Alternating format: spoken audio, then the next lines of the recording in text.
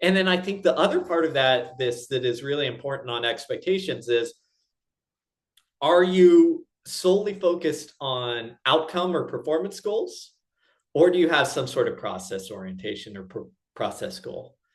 And not too surprisingly, what research tells us, there was a big meta-analysis that came out maybe a year ago on this, is that process goals tend to work better over the long haul. And the reason, even when we look at overall performance, and the reason is pretty simple, is because it doesn't have the downfall of pushing us towards that spiraling if we're not getting there, because the process things are things in your control, right? I want to, go at this effort, or my goal is to, negative split this race or whatever have you. It's something that's relatively more in control than just saying like, I'm going to run this pace and run this, try and hit this performance.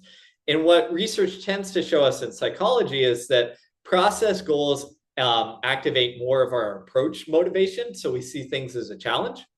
Well, performance goals activate both of our approach and our avoidance motivation. In which way we go depends on which way the performance is going. So if we're getting a lot of momentum, performance goals can be great because it's just saying, hey, approach, challenge, because all the feedback coming in is telling us we got a shot. But if that momentum stalls and we start going the other way, then it stops activating the approach side and just goes defaults avoidance.